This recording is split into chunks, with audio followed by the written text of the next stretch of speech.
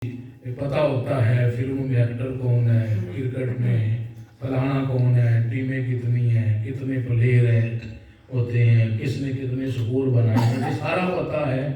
काश इन नस्लों को पता चले हमारे ग़ज़वात के बारे में भी कि इस्लाम के हीरो कौन है। काश पता चले इनको कि हमारे इस्लाम के अंदर हुज़ूर अलैहिस्सलाम के शाना बशाना लड़ने वाले वो जय्यद सहाबा किराम कौन है, ये बच्चों को पता होना चाहिए। लेकिन हम लोग बच्चों को तालीमात इस्लामिया न खुद सिखाते हैं न महफ़िलों के अंदर लाते हैं, मेलों में ले जाते हैं, बाकी शादियों पे ले जाते हैं, सैर व तफरीह के लिए इनको प्रायोरिटी देते हैं, तरजीह देते हैं।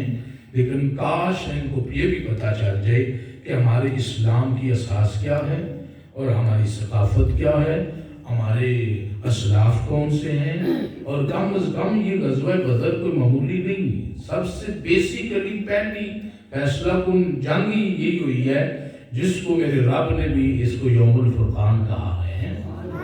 फ़र्क कातिल था, आज हक़ और बातिल के दरमियान फ़र्क हो गया और अल्लाह ताला ने ये मार कर रखा ही इसलिए ताकि लोगों की आंखें खुल जाएं और आगाही हो जाए कि अल्लाह तबारक व तआला किन के साथ है और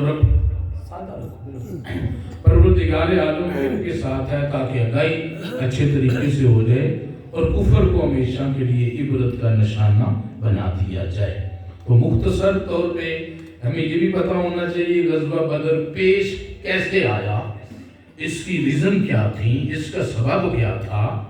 मेरे ख्याल में अगर पूछा जाए हमारी नस्ल को तो पता ही नहीं होगा कि ग़ज़वा बदर क्यों हुआ और कहाँ हुआ, ये पता ही नहीं होगा। इसकी रीज़न बिलखुसूस मेरे ख्याल में आम समझदार कई लोगों को भी पता नहीं होगा ग़ज़वा बदर हुआ क्या है, किस वजह से हुआ, इसका क्या सबब बना, इसकी बेसिकली वजह क्या बनी है, ये मेरे ख्याल में पता ही नहीं लोगों को, क्योंकि हमारा इस तरफ दिलचस्पी नहीं है। इस वजह से सबसे पहले तो हमें ये चीज़ देखनी चाहिए ग़ज़वा बदर हुआ क्यों है, इसकी वजह क्या है, इसके सबब क्या है। इसका एक सबब है नहीं है, इसके 4-5 सबब हैं और जो मैं आखिर में सबब बयान करूंगा वो सबसे मेन सबब, अहम सबब वही था जिसकी वजह से ग़ज़वा बदर हुआ। सबसे पहली बात तो ये कि काफिर लोग अगरचे हुज़ूर अलैहिस्सलाम हिजरत करके मदीनातुल मुनव्वरा आ चुके थे, लेकिन काफिर लोगों को हजम नहीं हो रहा था कि ये मुसलमान तो कदम जमाते जा रहे हैं, मदीनातुल मुनव्वरा में मजबूत हो रहे हैं और अगर मुसलमान यहाँ मजबूत हो गए, स्टेट बन गई, तो वक़्त आने वाला है हमारा तो गुजर यहाँ से होता है, मुल्क शाम की तरफ हम जाते हैं तो ये तो रास्ते के अंदर हमारे लिए बड़ा मसला पैदा हो जाएगा, हम तजारत नहीं कर सकेंगे। लिहाजा मुसलमानों को मदीनातुल मुनव्वरा में ख़त्म कर दिया जाए, पैगम्बर इस्लाम को भी और बाकी मुसलमानों को मटा दिया जाए, माज़अल्लाह ख़त्म कर दिया जाए, ताकि हमारे लिए रास्ता साफ रहे, हमें किसी किस्म की परेशानी कोई ना हो। सबसे पहली वजह यही है कि वो मुसलमानों के वजूद को देखना ही नहीं चाहते थे। बात समझ आ रही है मेरी? हाँ, ये मुसलमानों को बर्दाश्त नहीं करते थे कि ये तो मजबूत हो जाएंगे।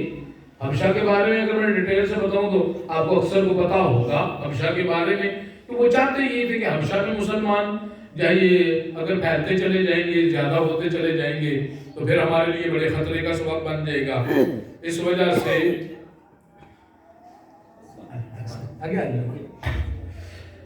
वजह से हबशा में उन्होंने भरपूर कार्रवाई की, लेकिन वहाँ भी नजाशी जब बादशाह वक़्त मुसलमान हो जाता है तो मुसलमानों के लिए रास्ता बड़ा हमवार हो जाता है।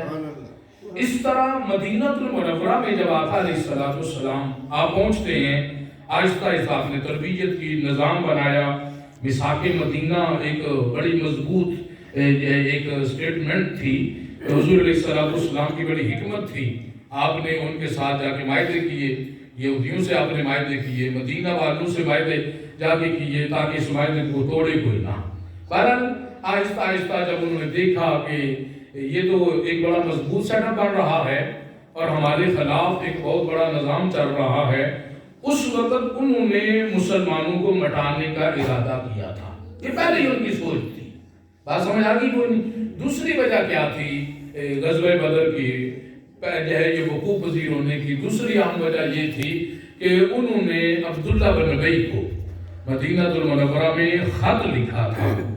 خط میں یہ لکھا تھا عبداللہ بن ابی کو کہ تم نے ہمارے جو مخالفین ہیں یعنی پیغمبر اسلام ہیں تم نے ان کو جگہ دی ہے, مسلمانوں کو تم نے فروغ دینے میں کوشش کر رہے ہو, اب تمہارے پاس ٹائم ہے, وقت ہے, اگر ہمارا ساتھ تو ٹھیک ہے, ورنہ یہ ہوگا کہ جب ہم نے مدینہ المنورہ پہ چڑھائی کرنی ہے تو ساتھ ہم نے تمہیں بھی چھوڑنا نہیں ہے. یہ عبداللہ بن ابی کو بھی باقاعدہ طور پہ خط لکھا گیا کہ تم باز آ جاؤ اور تم مسلمانوں کو اپنے وطن سے نکالو مدینہ المنورہ سے. اب یہ بھی سازش ہوگی. اب اس کے بعد انہوں نے یہ حرکتیں کرنا شروع کر دی, مسلمانوں کے مال کو لوٹنے کی کوشش کی. قرظ بن جابر فہری ایک شخص ہے, تو یہ حضور نبی کریم علیہ السلام کی مدینہ المنورہ میں چراگاہ پہ حملہ آور ہوتا ہے, بکریاں جو بھی جانور تھے ان کو ہانک کے لے جاتا ہے. مسلمانوں کو جب پتہ چلا تو مسلمان پیچھا کرتے ہیں, یہ تو بچ کے چلا گیا لیکن بکریاں مسلمانوں کی اور آقا علیہ السلام کی یہ واپس آ گئے. یہ اس طرح حرکتیں چل رہی تھیں. پھر عمر بن حضری کا قتل ہوا. عمر بن حضری حضور نبی کریم علیہ السلام نے ویسے حکم دیا ہوا تھا 12 صحابہ کرام کو کہ تھوڑا سا اپنی حفاظت کے لیے ہم نے چوکنا رہنا ہے, لہذا تم چکر لگایا کرو, ادھر تو دیکھا کرو تاکہ کوئی مدینہ المنورہ کی حدود پہ اور مسلمانوں پہ حملہ آور نہ ہو. حضور نبی کریم علیہ السلام پہ حملہ آور نہ ہو جائے, اس وجہ سے ارد گرد ذرا سروے کیا کرو, گشت کیا کرو, چکر لگایا کرو تاکہ ہماری حفاظت رہے, لیکن کسی کے خلاف تم نے کچھ نہیں کرنا. لیکن جو مسلمان تھے جب چلتے ہیں 12 کی تعداد تھی, سامنے ان کا آپس میں اختلاف واقع ہو جاتا ہے. عمر بن حضری مارا جاتا ہے. جب یہ مارا گیا باقی 2 بندے تھے تو ان کو حضور علیہ السلام کی بارگاہ میں صحابہ کرام پکڑ کر لے آئے. تو آپ علیہ السلام نے کہا میں نے تمہیں لڑنے کے لیے تو نہیں کہا تھا, میں نے کہا تھا بس مدینہ المنورہ کی حفاظت کرنی ہے تو تم نے ذرا توجہ رکھنی ہے, تو تم نے قتل کیوں کر دیا. حضور علیہ السلام صحابہ کرام پہ ناراض ہوئے, لیکن کیا ہے آپ نے باقاعدہ عمر جو کافر تھا مکے والا تو اس کی دیت بھی آپ نے دے دی. یہ دیت تم لے لو, جو قیدی ہیں ان کو بھی چھوڑ دیا کہ ہمارا مقصد لڑائی کرنا نہیں ہے. اب یہ ساری چیزیں آپ کو اس لیے بتا رہا ہوں تاکہ غزوہ بدر کے سبب پتہ ہمیں چل سکیں کہ غزوہ بدر ہوا کیا ہے. اور پھر آگے اس کی سب سے بڑی جو وجہ ہے وہ ملک شام کی طرف قافلہ تھا ابو سفیان کا, اور یہ وہ تجارتی قافلے ہوتے تھے جو مکے والے تھے. اس کا تو یہ تھا کہ لوگ ان کی ویسے ہی پوری دنیا میں بڑی عزت کرتے تھے, یہ مرکز تھا, اور پھر نذرانے ہر طرح کی خدمتیں اور ان کو بڑی عزت سے دیکھا جاتا تھا. تو یہ بھی تھا. اس کے علاوہ ان کی تجارت کے 2 سیزن ہوتے تھے, ایک گرمیوں میں اور ایک سردیوں کے اندر ہوتا تھا. آپ نے سورہ قریش کو پڑھا ہوگا, اس کے اندر رحلۃ الشتاء والصیف, گرمیوں اور سردیوں کے اندر ان کے قافلے سفر کرتے, ایک یمن کی طرف جاتا, ملک شام کی طرف جاتا تھا, اور اس میں جو مال آتا اور اس کے ذریعے سے وہ اچھا بہترین طور پہ سال میں گزارا کر لیتے تھے. تو یہ ان کی تجارت کا بڑا انحصار تھا. تو ملک شام کی طرف یہ جو سفیان قافلہ لے کر گئے ہوئے تھے یہ تجارتی قافلہ تھا, اور اس میں ہر مکے والے جو امیر شخص تھا ان کی انویسٹمنٹ باقاعدہ طور پہ تھی, اس نے پیسہ لگایا ہوا تھا, اور یعنی سب کا ٹوٹل حصہ تھا اس کے اندر. اور یہ قافلہ معمولی نہیں تھا, بڑا پیسہ تھا اس کے اندر اور بڑا مال تھا. ہر بندے کا یعنی اس کے اندر حصہ تھا. شراکت تھی کہ جب ان کے شام سے واپس آنا ہے تو ہمیں ہر بندے کو, ہر محلے کو اور ہر برادری کو فائدہ ہوگا. بہرحال جب یہ قافلہ قریب پہنچا مدینہ المنورہ کے تو حضور نبی کریم علیہ السلام نے آپ نے حکم دے رکھا تھا صحابہ کرام کو کہ ہم نے اپنے مدینہ المنورہ کی حفاظت کرنی ہے. چونکہ میں 4-5 وجوہات آپ کو پہلے بتا دی ہیں کہ ہر وقت وہ چھیڑ چھاڑ کرتے تھے کہ مسلمان ہمارے مقابلے میں آئے, ہم ان کو ختم کریں. یہ دن بدن بڑھتے چلے جا رہے ہیں, یہ دن بدن مضبوط ہوتے چلے جا رہے ہیں, اور ہم نے ان پر حملہ کرنا ہے. یہ دن بدن کوشش کر رہے تھے, لیکن اب تو ایسا ماحول بننے لگا. اور یہ نظام قدرت تھا کہ اللہ تبارک و تعالیٰ نے پہلے حکم نہیں دیا مدینہ مکہ المکرمہ میں, اور اتنی تکالیف صحابہ کرام برداشت کرتے رہے. بہرحال یہ حکم نہیں تھا کہ آپ ان کے خلاف تلوار اٹھائیں, لیکن جب ظلم حد سے بڑھ گیا فرمایا اُذِنَ لِلَّذِينَ يُقَاتَلُونَ بِأَنَّهُمْ ظُلِمُوا، اللہ اب تمہیں جہاد کی اجازت دیتا ہے کیونکہ بڑا ظلم ہو چکا ہے۔ تو پھر اب یہ صورتحال تھی ملک شام سے جب قافلہ ابو سفیان کا آیا، وہ تجارتی قافلہ تھا، اللہ تعالیٰ نے وعدہ کر رکھا تھا کہ تم وَإِذْ يَعِدُكُمُ اللَّهُ إِحْدَى الطَّائِفَتَيْنِ أَنَّهَا لَكُمْ، اللہ نے وعدہ کر رکھا تھا کہ دو قافلوں میں سے ایک تو ہے، اللہ تمہیں ایک لازمی دے گا مسلمانوں کو۔ اب ایک تجارتی قافلہ تھا، دوسرا جنگ کا، اور بندہ تو چاہتا ہی ہے کہ سوکھا کام ہو جائے، پیسے مل جائے، قافلہ دوسرا آ جائے، مال بڑا مل جائے گا۔ لیکن اللہ کیا چاہتا تھا؟ اللہ چاہتا تھا کہ حق واضح ہو جائے، پہلے جو حق اس طرح کا واضح ہو جائے قیامت تک آنے والے لوگوں کو پتا چل جائے کہ غزوہ بدر میں کیا ہوا تھا، پھر کفار کی قبر ٹوٹ جائے اور کفار کے بڑے بڑے ستون ختم ہو جائیں۔ اللہ یہ چاہتا تھا یحق الحق ویبطل الباطل ویقطع دابر الکافرین، اللہ کو کافروں کی جڑ کو کاٹنا چاہتا تھا، ان کی جڑ ہی بس وہ پڑ جائے اور ختم ہو جائے ہمیشہ کے لیے۔ تو سورہ انفال پڑھے نا، سورہ انفال میں یہ اسی کا غزوہ بدر کا بڑے تفصیل کے ساتھ ذکر ہے۔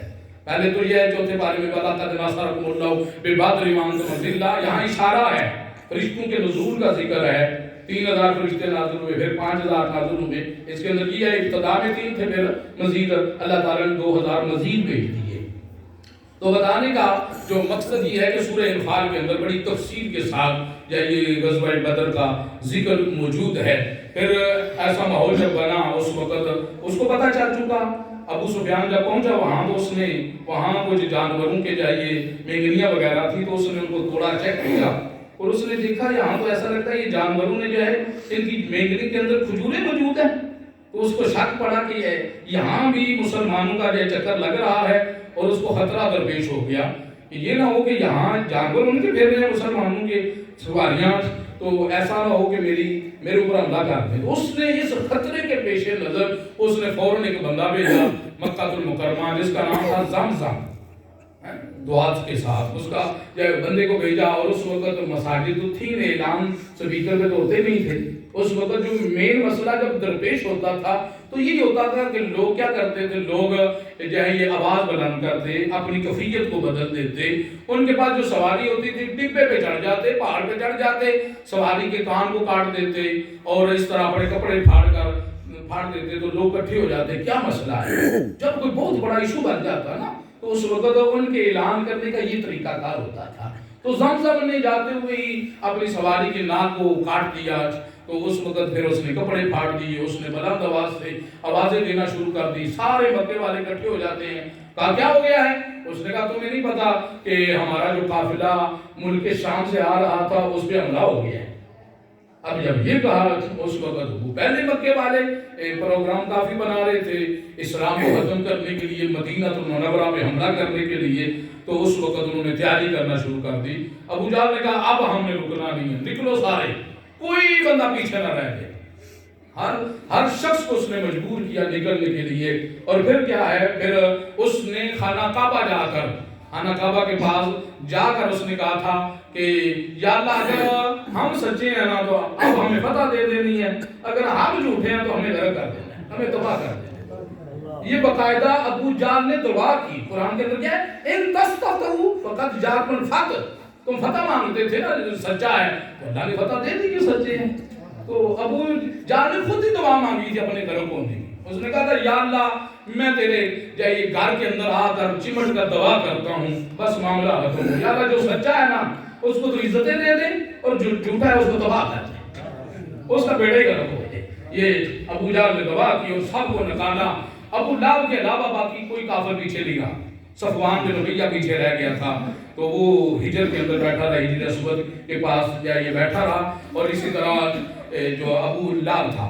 باقی تمام کافر ابو جہل کی نگرانی میں چل پڑتے ہیں، قافلہ تیار ہوتا ہے، 1000 کا لشکر تیار ہو جاتا ہے۔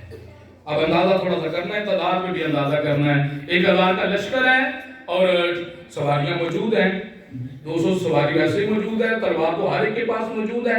اور پھر ان کے جو کھانے کا نظام تھا، ایک دن کے اندر 3-4 اونٹ باقاعدہ طور پہ ابو جہل ذبح کرتا تھا۔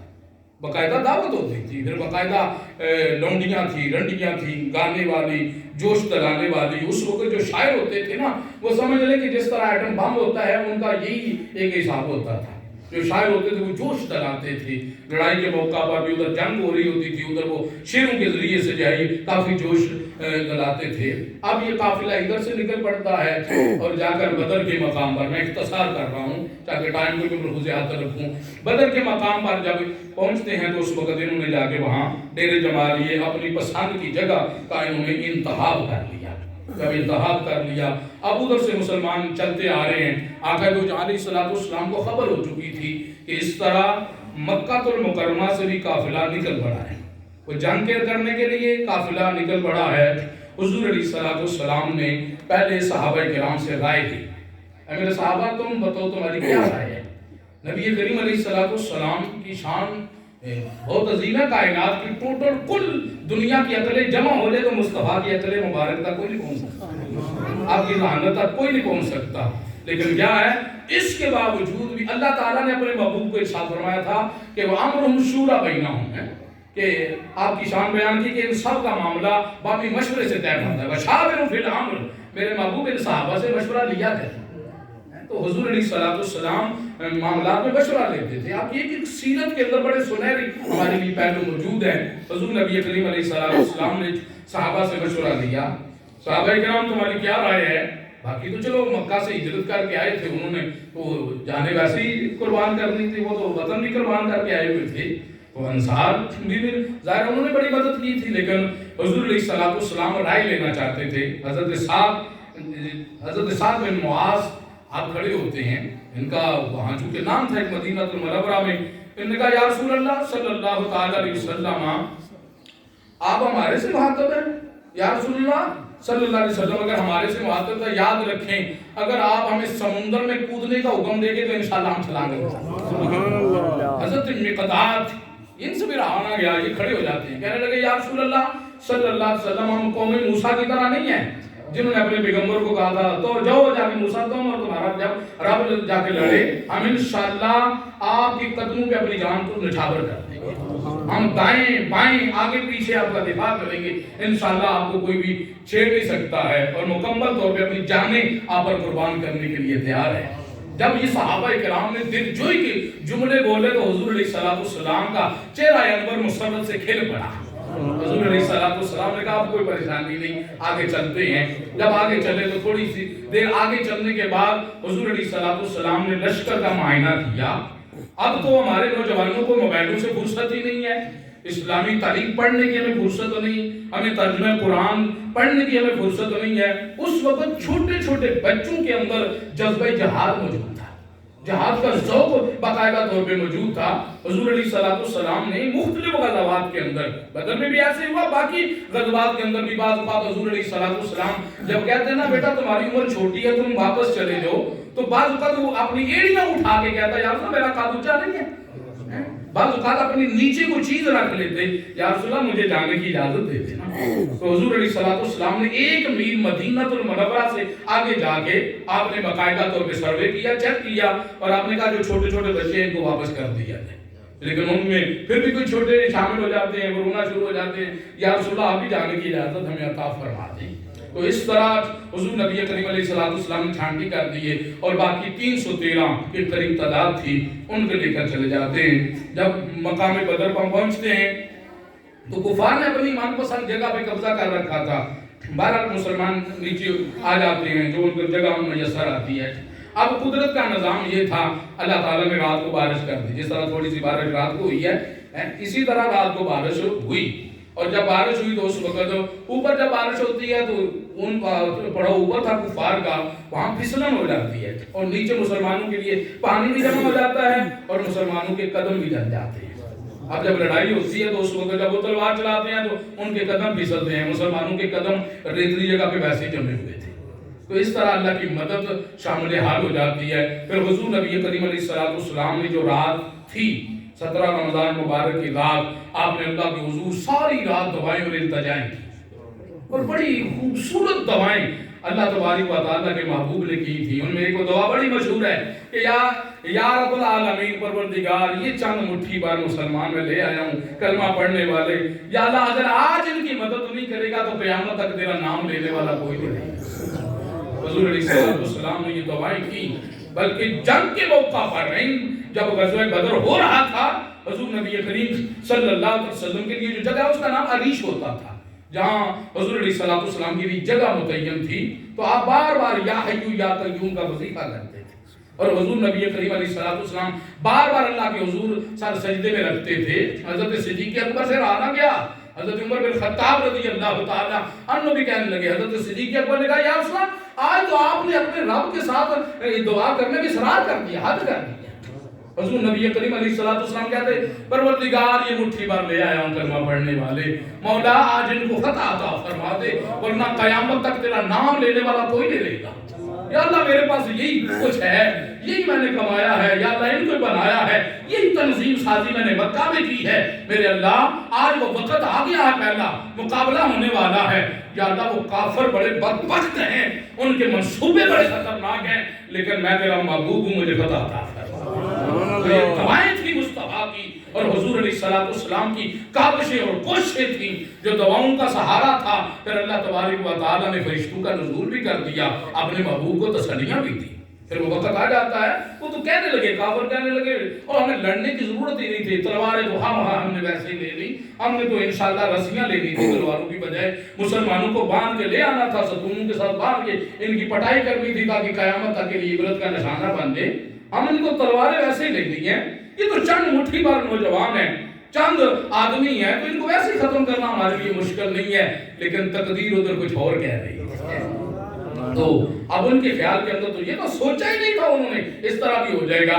بہرحال میدان جنگ سجتا ہے، صبح کے بعد فجر کے بعد حضور نبی کریم علیہ السلام آپ بھی باہر نکلتے ہیں، کفار بھی سامنے موجود تھے، تو اللہ تبارک و تعالیٰ کا کرم اور فضل بارش کی صورت میں بھی ہوا اور مسلمانوں نے طہارت بھی کر لی، وضو بھی کر لیا، فریش ہو جاتے ہیں، اور پھر یہ بھی ہے نیند آتی ہے سکون کی وجہ سے، ٹینشن ہو تو نیند آتی ہے، سکون ہو تو نیند آتی ہے، تو لیکن آپ یاد رکھیں قرآن کے اندر وَإِذْ يُغَشِّكُمُ النُّعَاسَ أَمَانَةً مِّنْهُ، رب کائنات میں میدان جنگ میں صحابہ کرام کھڑے ہیں، رب کائنات میں ان پر اون تاری ہے، صحابہ کرام کے ہاتھوں میں تلواریں ہیں، بدر کے موقع پر جنگ ہونے لگی ہے، لیکن صحابہ کرام خراٹے لے گئے کھڑے، اتنا سکون اللہ نے مسلمانوں کے اوپر طاری کر دیا، اتنا سکون تھا، اور اس کے علاوہ بھی طہارت کا سامان بن چکا تھا۔ اب پھر آغاز ہوتا ہے، آغاز میں جو لڑائی ہوتی ہے اس کو کہتے ہیں مبارزت، یعنی پہلے یہ ہوتا ہے لڑائیوں کے اندر ایک ایک بندہ آتا، ادھر سے کوئی آنا ہے تو وہ آتا، ادھر سے آنا ہے ایک آتا، دو کی لڑائی ہوتی، پہلے یعنی سنگل کام چلتا، پھر مشترکہ لڑائی کا اصول ہوتا تھا، تو مبارزت کی ابتدا کے اندر ہوتی ہے، اور اس وقت جس کا میں نے بتایا نا آپ کو پیچھے عمر بن حضری، یہ تھا اس کا بھائی عامر تھا، تو اس کو تو ویسے غصہ تھا میرا بھائی قتل ہو گیا ہے، تو یہ سب سے پہلے آگے بڑھتا ہے کہ میں مقابلہ کرنے کے لیے جانا ہے۔ حضرت عمر بن خطاب کا غلام آگے بڑھتا ہے اور غلام بھی اس کا خاتمہ کر دیا، پہلے یہ ہوتا ہے۔ اس کے بعد چند صحابہ کرام حضرت عوف تھے، تو معاذ تھے، یہ آگے بڑھتے ہیں، لیکن انہوں نے کہا نہیں ہمارا انصار سے نہیں، ہمارا جو آئے ہوئے نا مکے سے آئے ہوئے ہمارا ان سے ٹسل ہے، تو وہ ان میں سے کوئی نکالو۔ حضور علیہ السلام کو کہا گیا، تو آپ نے چناؤ کیا، سب سے پہلے آپ نے حضرت امیر حمزہ کو آگے بھیجا، اپنے چچا کو، چچا چلو نکلو، دوسرے نمبر پہ حضرت علی شیر خدا کو آگے بھیجا، اور حضرت عبیدہ کو آگے بھیجا، یہ تین ادھر ہیں، اور ادھر دوسری طرف تین کون سے ہیں، عتبہ شیبہ ولید بیٹا تھا، باقی عتبہ شیبہ تھے، یہ ادھر سے آ جاتے ہیں، تین وہ تھے اور تین یہ تھے۔ تو مقابلہ ابتدائی طور پر یہ ہوتا ہے، حضرت علی اور حضرت حمزہ کے مقابلے میں جو آتا ہے اس کا خاتمہ ہو جاتا ہے، شیبہ کو قتل کر دیا، عتبہ کو حضرت حمزہ نے قتل کر دیا، اسی وجہ سے حمزہ نے طریقہ چھڑایا تھا نا احد کے موقع پر، تو جب قتل کر دیا گیا حضرت علی رضی اللہ تعالیٰ نے قتل کر دیا، حضرت عبیدہ پہ وار ہوتا ہے اور آپ زخمی ہو جاتے ہیں، لیکن بچت ہو جاتی ہے۔ اس کے بعد پھر یہ مقابلہ اوپر ہو جاتا ہے، آپس میں لڑائی شروع ہو جاتی ہے، اور آہستہ آہستہ اللہ تبارک و تعالیٰ مسلمانوں کو نصرت اور فتح عطا کرتا ہے۔ صبح فجر سے لے کر دوپہر ہو چکی تھی، سورج بالکل جب یہ ڈرنے لگا تھا، اس وقت تک اب کفار کو شکست ہونا شروع ہو جاتی ہے، اور جب سورج نیچے ڈلنا شروع ہو گیا، یعنی سمجھ لیں کہ زور کے بعد کا جو ٹائم تھا، اللہ تبارک و تعالیٰ نے فتح کے اثرات مسلمانوں کے ظاہر کر دیے۔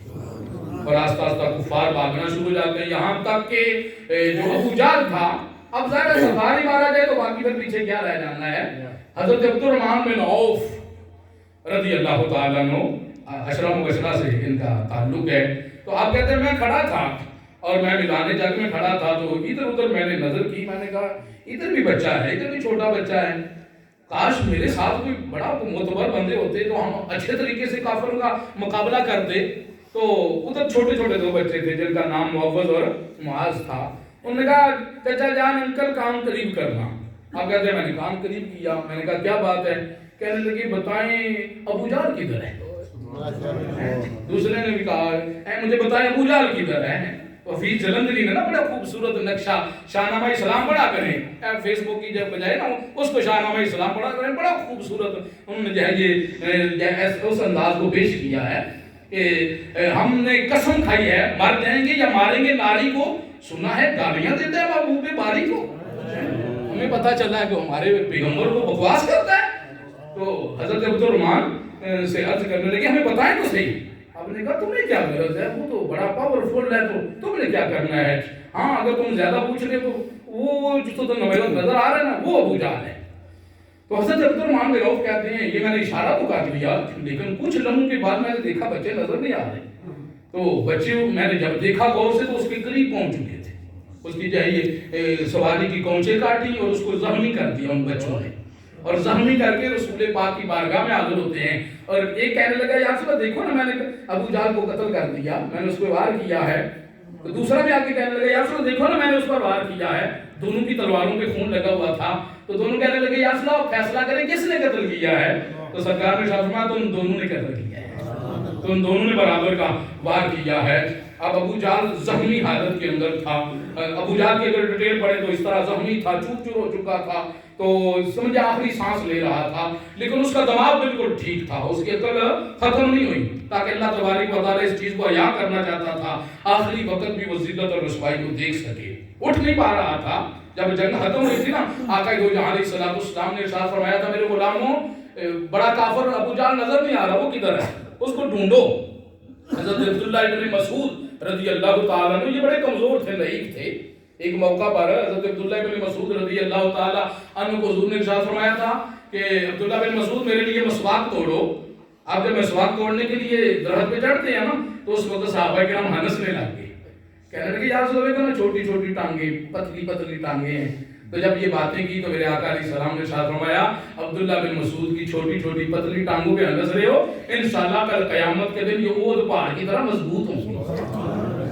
تو حضرت عبداللہ ابن مسعود بڑے کمزور تھے، ضعیف تھے، لیکن آپ چلے جاتے ہیں، تلاش کیا، آخری سانس اس وقت لے رہا تھا، اس کی چھاتی پہ چڑھ گئے اور ابو جہل بولنے لگا تم نے بڑے زینے پر تم نے قدم رکھ لیا ہے، اور اس وقت آپ چھاتی پر چڑھے اور اس کو کہا اب خود سنا تیرا کیا حال ہے؟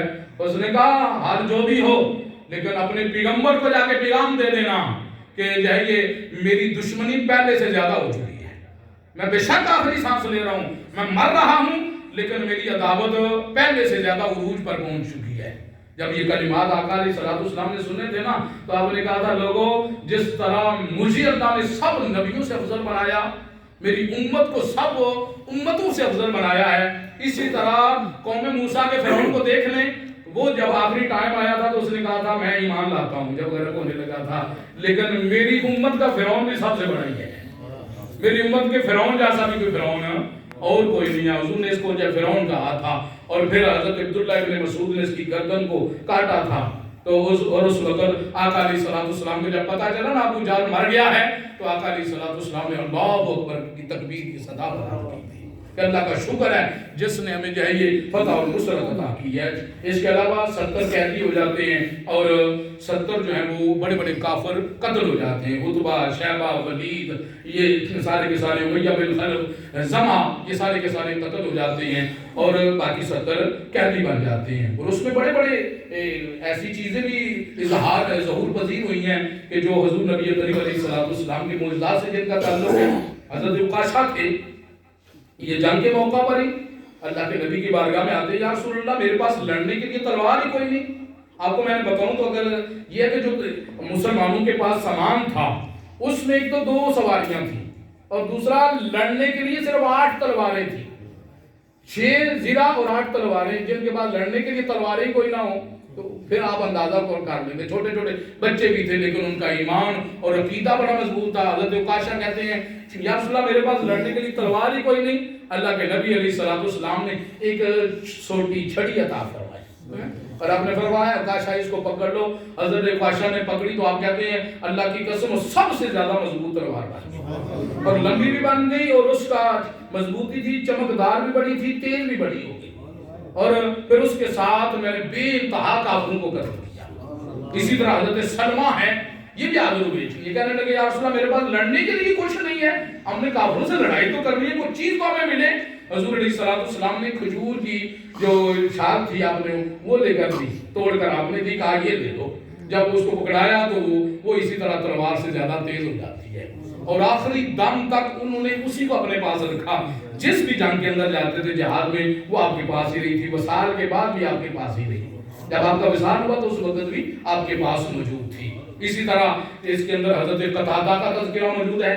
حضرت قتادہ کی آنکھ کا ڈیلا باہر نکل آیا تھا۔ حضرت قتادہ کے پوتے عاصم بن عمر بیان کرتے ہیں، یہ کہتے ہیں کہ میرے جو دادا تھے ان کی آنکھ کا ڈیلا باہر نکل آیا اور نیچے لٹک رہا تھا تو کسی نے کہا بس ڈیلا اتار کے باہر پھینک دو، پر پیچھے ہٹ کے تو لڑنا شروع کر دو۔ حضرت قتادہ آقا علیہ السلام کی بارگاہ میں حاضر ہو گئے اور کہا یا رسول اللہ صلی اللہ علیہ وسلم میری آنکھ کا ڈیلا باہر نکل آیا ہے، میں نے کیا کرنا ہے؟ اللہ کے نبی علیہ السلام نے لعاب دہن لگایا اور آنکھ وہاں لگا دیا۔ تو حضرت عاصم کہتے ہیں اللہ کے قسم ہے ہمیں اندازہ ہی نہیں ہوتا تھا ہمارے جائیے دادا کی آنکھ نکلی بھی تھی، اس طرح بالکل صحیح ہو جاتی ہے۔ اور جن 2 بچوں کا میں ذکر کر رہا ہوں ان میں سے جو ہے حضرت معاذ، ان کا تو بازو کٹ گیا تھا اور انہوں نے یہ کیا تھا کہ یہ نیچے رکھے نا تو انہوں نے کھینچا تاکہ بازو مکمل اتر جائے۔ تو جنگ کے بعد حضور نبی کریم علیہ السلام نے ان کے بازو کو اپنے لعاب دہن کے ساتھ لگا دیا۔ اسی طرح دوسرا جو بھائی تھے نا ان کا بھی ہاتھ کٹ گیا تھا، حضور نبی کریم علیہ السلام نے لعاب دہن لگایا تو وہ بھی ٹھیک ہو گیا۔ بڑے سے بڑا حکیم اور طبیب بھی ہو تو آپریشن کرتا ٹائم بھی لگتا ہے، پیسے بھی پیپر لیتا ہے، ٹھیک ہے، پھر بھی آرام بھی آتا کہ نہیں آتا وہ بھی پتہ نہیں ہوتا، لیکن میرے مصطفیٰ کے لعاب دہن کے اللہ نے یہ شفا رکھی کہ بازو کٹ جاتے ہیں لیکن لعاب دہن لگتا ہے تو بالکل ٹھیک ہو جاتے ہیں۔ تو حضور نبی کریم صلی اللہ تعالی علیہ وسلم نے اللہ کے حضور دعائیں کی، پھر مار کا اپنے اختتام کو جب پہنچا 70 کافر مارے جا چکے تھے اور 70 قیدی بن چکے تھے، ان میں حضور علیہ السلام کے چچا حضرت عباس بھی تھے۔ حضور علیہ السلام نے باقاعدہ تاکید کی تھی کہ میرے چچا کو کہنا کوئی نہیں ہے، یہ مجبوراً لائے گئے ہیں، ان کا ارادہ نہیں تھا، آنے کا ارادہ نہیں تھا، چچا بھی موجود تھے نا۔ تو بعد میں پھر بات ہوتی ہے فدیہ کی، پھر بات چلتی ہے فدیہ کے بارے میں کہ جو اسیران ہیں، قیدی ہیں، ان کے فدیہ کا کیا کرنا ہے۔ تو مختلف آرات تھی۔ حضور علیہ السلام نے پہلے حضرت ابوبکر سے پوچھا تو حضرت ابوبکر کہنے لگے یا رسول اللہ چھوڑ دیا جائے، ہمارے رشتے دار ہی ہیں، شاید ان کو احساس آ جائے۔ حضور علیہ السلام کی یہ بھی رائے تھی، لیکن حضرت عمر بن خطاب نے کہا نہیں یا رسول اللہ ہونا یہ چاہیے اپنے اپنے رشتے دار جو قیدی ہیں نا خود ہی ان کی ہم گردنیں اڑا دیں بلکہ پھر ساڑھے سامنے ہی نہیں ہونا ہے۔ تو اللہ تعالیٰ نے تائید کی تھی حضرت عمر بن خطاب کے فیصلے کی، لیکن فیصلہ وہی ہوا جو اللہ کے محبوب علیہ السلام چاہتے تھے۔ اللہ تبارک و تعالیٰ نے اسی کی تائید بھی فرما دی تھی اور اسی کے مطابق یہ ہوا تھا۔ اور نبی کریم علیہ السلام کے چچا حضرت عباس کو بھی آقا علیہ السلام نے کہا تھا نا چچا جان فدیہ دے دیں، آپ فدیہ دیں تو آپ بھی جا سکتے ہیں، آزاد ہیں۔ تو 400 درہم فدیہ بنے گا۔ تو اس وقت کہا اے بھتیجے محمد صلی اللہ علیہ وسلم میرے پاس کہاں سے پیسے آئے؟ یہ تو بات رہا توجہ سے سننا، میرے پاس پیسے کہاں سے آئے؟ تو حضور نبی کریم علیہ السلام نے فرمایا چچا جان وہ جو میری چچی کے ساتھ عمر فضل کے ساتھ تم نے اپنے مکان کے اندر زمین گڑھا کھود کے جو پیسے دبائے تھے وہ یاد نہیں ہے، وہ تمہیں پتا نہیں ہے؟ تو کہا آنکھیں کھل جاتی ہیں نا چچا کی کہ یہ تو میرا اور بیوی کا مسئلہ تھا، تو یہ ادھر کیسے پتا چل گیا؟ تو حضور نبی کریم علیہ السلام نے فرمایا چچا تم نے کہا تھا نا کہ اگر واپس نہ آیا تو اولاد میں تقسیم کر دینا، تو آ گیا تو میں دیکھ لوں گا۔ چچا کو یاد نہیں ہے جب چچی کے ساتھ تم زمین کھود کے تو اس کے اندر دبا رہے تھے اس کو؟ تو اس وقت حضرت عباس کہنے لگے میں گواہی دیتا ہوں آپ اللہ کے سچے نبی ہیں۔ سبحان اللہ۔ تو حضور نبی کریم علیہ السلام سب سے زیادہ جو فدیہ کے طور پر پیسے رقم دی تھی آپ کے چچا نے دی تھی، 100 اوقیہ کے بارے میں الفاظ ملتے ہیں، اتنا دیا تھا۔ اس کے بعد پھر حضور علیہ السلام نے جو تعلیم کی اہمیت بیان کی اس کو بھی مد نظر رکھے نا۔ آج تعلیم کا شعور نہیں، بالخصوص اسلامی تعلیم کا شعور نہیں ہوتا۔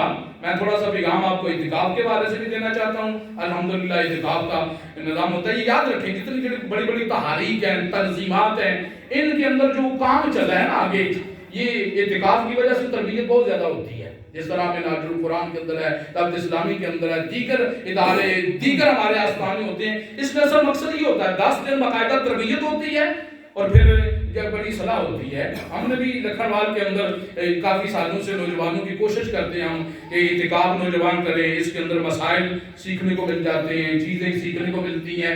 یقین مانیں قرآن ویسے صحیح نہیں ہوتا، 10 دن آپ پڑھیں گے، بیٹھیں گے، نوجوان بیٹھیں گے تو 10 دن کے اندر قرآن بھی آ جاتا ہے، بنیادی مسئلے بھی ہمیں آ جاتے ہیں۔ بلکہ ہماری حیرت کی تو حد یہ ہے جب ہمارا کوئی والد دنیا سے پردہ کرتا ہے یا ماں پردہ کرتی ہے تو لوگ ڈھونڈتے ہیں کہ غسل دینے والا تو مل جائے، ہمارے باپ کو غسل دینے والا تو مل جائے، غسل ہمیں نہیں آتا ہے، لیکن ہمارے لیے ڈوب مرنے کا مقام ہوتا ہے۔ تو علم کی اہمیت بڑی ہے۔ حضور نبی کریم علیہ السلام نے ان کے لیے یہی طے کیا تھا، چلو آپ ہمارے مسلمان بچوں کو پڑھائیں، ہم تمہیں آزاد کر دیں گے۔ تو یہ علم کی اتنی زیادہ اہمیت ہے۔ انہیں قرآن حدیث تو پڑھانا نہیں تھا، پر جو بھی لکھنا پڑھنا سکھانا تھا، اس بنیاد پر ان کو یہ شرط طے ہوتی ہے، پڑھاتے جائیں اور آزاد ہوتے چلے جائیں۔ تو اس طرح یہ غزوہ بدر وقوع پذیر ہوا اور جس کے اندر اللہ تعالیٰ نے مسلمانوں کو نصرت و فتح عطا کی۔ حضرت عبداللہ بن رواحہ اور حضور نبی کریم علیہ السلام کے آزاد کردہ غلام حضرت زید بن حارثہ یہ مدینہ المنورہ جا کے خبر پہنچاتے ہیں کہ مسلمانوں کو اللہ نے فتح عطا کی ہے۔ یقین مانے کوئی اس پہ اعتماد ہی نہیں کر رہا تھا، خبر میں کہنے لگے ایسا ممکن ہی نہیں ہے، ہو ہی سکتا ہی نہیں ہے۔ عبداللہ بن ابی اس انتظار میں تھا کب ہمیں خبر ملے کہ اللہ تبارک و تعالی مکے والوں نے جائے اللہ کے محبوب کو معاذ اللہ ختم کر دیا۔ اسی انتظار میں تھا، جب اس کو خبر ملی تو وہ اس کا اپنے حواس قائم نہ ہوا۔ اس نے کہا ایسے کیسے ہو گیا؟ اس نے کہا ایسے ہو گیا ہے۔ پھر حضور نبی کریم صلی اللہ تعالی علیہ وسلم کے غلام جب یہاں خبر دی، پھر مکہ والوں نے بھی وہاں جا کے خبر پہنچانا شروع کر دی۔ تو مکہ میں ابو لہب موجود تھا، صفوان بن امیہ موجود تھا۔ اس وقت جب جا کے خبر دی نا کہ مکے والوں تمہارا بیڑا غرق ہو گیا، اب جب تباہ ہو گئی ہے، انہوں نے اعتماد نہ کیا۔ انہوں نے کہا ایسے بھی ہو سکتا ہے، اس طرح نہیں ہو سکتا۔ صفوان بن امیہ بیٹھا ہوا تھا، اس نے کہا یہ خبر دینے والا پاگل ہے، اسے پوچھو میں کدھر ہوں، میں بھی مر گیا ہوں۔ تو اس نے کہا نہیں تو نہیں مرا، تو سامنے میرے بیٹھا ہوا ہے۔ تو اس وقت یہ 7 ہی دن گزرے تھے، 7-8 دن گزرے تھے۔ ابو لہب جیسا غلیظ ترین کافر بھی اس کو بیماری لگی، پھوڑا نکلا اور یہ بھی مر گیا تھا بعد میں۔ ہفتے بعد یہ اپنے گھر کے اندر مرا تھا، یہ نکلا نہیں تھا۔ تو اس طرح کفار تباہ و برباد ہو گئے اور ان کو بڑے تانے مکے کے اندر دیے جاتے ہیں اور ان کی بڑی ذلت اور رسوائی کا ان کو سامنا کرنا پڑتا ہے۔ لیکن اللہ تبارک و تعالیٰ نے اہل اسلام کو اور پیغمبر اسلام کو ہمیشہ کے لیے عزت عطا فرما دی۔ اور جو غزوہ بدر والے ہیں ان کے لیے یہی ہے، اللہ تبارک و تعالیٰ کے محبوب نے ان کے لیے بخشش کا اعلان بھی فرما دیا ہے۔ اور قرآن کے اندر باقاعدہ ہے والسابقون الاولون من المہاجرین والانصار، جو کہتے ہیں بدری صحابہ کے بارے میں یہی ہے کہ اللہ تبارک و تعالیٰ نے ان کو بخش دیا ہوا ہے۔ ان کی شرکت اتنی کافی تھی۔ آپ یہ بھی مد نظر رکھنا چاہیے آپ کو کہ اللہ تعالیٰ نے اپنے محبوب کو بڑے بڑے اختیارات دیے ہوئے ہیں۔ حضرت عثمان غنی غزوہ بدر میں شامل تھے؟ نہیں شامل تھے۔ آپ کی حضور علیہ السلام کی بیٹی حضرت رقیہ بیمار تھی تو ان کی عیادت کے لیے وہاں مدینہ المنورہ میں ٹھہرے ہوئے تھے۔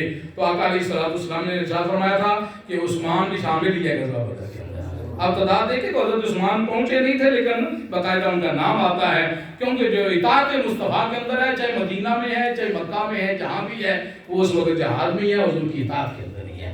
تو اس طرح یہ آج کا دن ایک بڑا طریق ساز دن ہے، اپنی نسلوں کو درس دیا کریں۔ آج دیکھ رہے ہیں ہمارے لیے المیہ کیا ہے، ٹائم تو آپ دیکھ رہے ہیں گھڑیوں کی طرف، لیکن میں تھوڑا سا اینڈ کی طرف آنا چاہتا تھا، فلسطین کی طرف، غزہ کی طرف آنا چاہتا تھا۔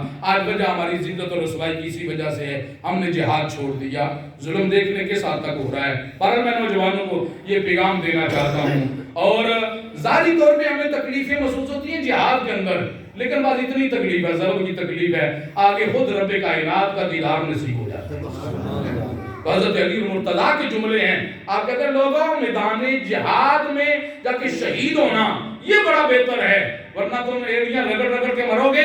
تو فرمایا کہ یہ تلوار کے 1000 ضربوں سے زیادہ تکلیف دہ ہوتا ہے. فرمایا لیکن جو میدان جہاد میں اللہ کے رستے کے اندر قربان ہونا ہے اس کا ذائقہ اور اس کا رتبہ ہی اور ہوتا ہے. لیکن جو قوم جہاد سے بھاگ جاتی ہے، اور جہاد سے ہم ڈرتے ہیں اور جہاد سے ہم خوف کھاتے ہیں، جب تک مسلمان جہاد کرتے رہے اللہ تبارک و تعالیٰ نے نصرت و فتح عطا فرمائی ہے. اقبال نے کہا تھا نا، فضائے بدر پیدا کر فرشتے تیری نصرت کو اتر سکتے ہیں گردوں سے، کتار اندر کتار اب بھی. انسان کا ایمان ٹھیک ہونا چاہیے، انسان کے اندر خلوص ہونا چاہیے، انسان کے اندر پاور ہونی چاہیے. اب خدا تو وہی ہے، زمین و آسمان بھی وہی ہے، اور اللہ کے نبی علیہ السلام کی امت بھی وہی ہے. لیکن کیا ہے، ہمارے اندر ایمانی کمزوریاں آ چکی ہیں. ایمان مضبوط ہو تو ایٹم بم نہیں ہے، ایٹم بم بھی چلائے جائیں، پھر طاقت بھی ہو، ساتھ اللہ کی ذات پہ اعتماد ہو کے انسان آگے بڑھے. رب کائنات مسلمانوں کو نصرت و فتح عطا فرمائے. ہمیں تو پتہ ہی نہیں، ہمارے غنیمت کے بنیادی مسائل کا ہمیں پتہ نہیں ہوتا. بہرحال دوستو، آخری جملے میں یہی بولنا چاہتا ہوں، اعتکاف کی طرف بھی خصوصی طور پہ توجہ دو. جو بزرگ ہیں، پھر اعتکاف میں ہماری بڑی خرابیاں موجود ہوتی ہیں. جو انفرادی طور پہ مسجدوں کے اندر اعتکاف کرتے ہیں، کیا ہوتا ہے، سالن آتا ہے، آدھا سالن بچ گیا، وہ افطاری تک سمیل مسجد میں چھوڑتا رہتا ہے. پھر ہمیں یہ پتہ نہیں ہوتا ہم نے جائیے طہارت مسجد کے اندر کیسے کرنی ہے، ہوا مسجد کے اندر خارج نہیں ہونی چاہیے، مسجد کے آداب ہمیں پتہ ہونے چاہیے. 2-3 اعتکاف کو بیٹھ جاتے ہیں تو وہ سارا دن گپے لگاتے رہتے ہیں. یہ ساری چیزیں مد نظر رکھنی چاہیے. اعتکاف ہمارے لکھروال کے اندر جامعہ فیضان اولیاء میں جو تربیتی اعتکاف ہوتا ہے اس کا بنیادی مقصد یہ ہے کہ لوگوں کی اصلاح ہو جائے. ہم اعتکاف یہ سمجھتے ہیں چپ کا روزہ، بولنا نہیں کسی سے بات نہیں کرنی. بھئی یہ نہیں ہے، فالتو تو بولنا ویسے ہی نہیں چاہیے، غلط بات تو ویسے ہی نہیں کرنی چاہیے. لیکن اعتکاف کا جو مسئلہ مطلب ہم سمجھتے ہیں وہ مطلب اس طرح نہیں ہے. اعتکاف کا مطلب یہ مسجد کے اندر رکنا اور پھر اللہ کی عبادت کرنا. سب سے بڑی عبادت کیا ہے؟ قرآن کی تلاوت ہے. سب سے قرآن کی تلاوت سے بھی یہ کہ انسان پہلے علم دین کو سیکھے سمجھے، قرآن صحیح مانو اور مہارج کے اندر بڑے یقین مانے. یہ نوجوان کے بیٹھے ہوئے ہیں، سکول بھی میرے پاس پڑھتے ہیں، ان کو پتہ ہے میں 70 کی تعداد میں جب میں پوچھتا ہوں نا نماز جنازہ کی دعا آتی ہے تو نوجوان نیچے چھپتے نظر آتے ہیں. انہاں نو جنازہ کوئی نہیں ہونا تو تواڈے جنازہ پڑھنا انہاں نے صحیح طرح سفر کھلونے نال اسی کیا کرتے ہیں، اسی کوانٹٹی دیکھتے ہیں، کوالٹی نہیں دیکھتے. ماشاءاللہ فلاں صاحب چودھری صاحب بہت ہوئے ہیں تو ان کے جنازہ پوری جنازہ کا پر کھڑی جگہ ہی کوئی نہیں تھی. اور پہلے تو پوچھو ہوندا کیوں سی جنازہ ہے. میں تو کئی وزیر آتے ہیں نا، کئی دفعہ بعض اوقات کئی ناظم آتے ہیں جنازہ پڑھنے کے لیے، پہلے سامنے ان کو چودھری صاحب آگے آئے نا، آپ پیچھے امام صاحب کے پیچھے کھڑے ہوں. میں چودھری صاحب نا، چودھری صاحب بوٹ بھی تھا، لوگ پتہ نہیں تو وضو کیجیے کوئی نہیں. چودھری صاحب پوچھ رہے ہیں وضو ضروری ہے جنازے بات ہے؟ میں کہا ماشاءاللہ ٹھیک ہے، انہیں دکھا دی لوڑ سی ہیں. تو مسئلہ یہ ہوتا ہے کہ ہم لوگ بعض اوقات کوانٹٹی دیکھتے ہیں، تعداد دیکھتے ہیں. جی فلاں جنازے میں بڑے تھے، یار ہمیں آتا کس کو زیادہ جنازے؟ صحیح آتا بھی ہے دعا، جنہوں اللہ مغفر لے ہے یہ نہ دعا ہوتی نہیں ہے وہ جنازہ ہو جائے گا. ہمیں تو یہ بھی پتہ نہیں ہوتا جنازے میں بعض اوقات پوری آپ دعائیں پڑھ لیتے ہیں، آپ ثنا بھی پڑھ لیا، آپ نے درود پاک بھی پڑھ لیا، آپ نے اللہ مغفر لے ہے یہ نہ اور بھی 4-5 دعائیں پڑھ لیا، لیکن کی یہ امام دے نال اللہ اکبر نال نہ آکھیا تو اللہ جنازہ ہو جائے گا. تکبیریں یہ لازمی حصہ ہیں. بات کرنے کا مطلب یہ ہے کہ چھوٹے چھوٹے مسائل ہمیں نہیں پتا، ہمیں نماز قرآن پڑھنے کا پتہ نہیں، ہمیں مخارج اور ادائیگی کا پتہ نہیں ہے، ہمیں پروننسیشن صحیح نہیں آتی.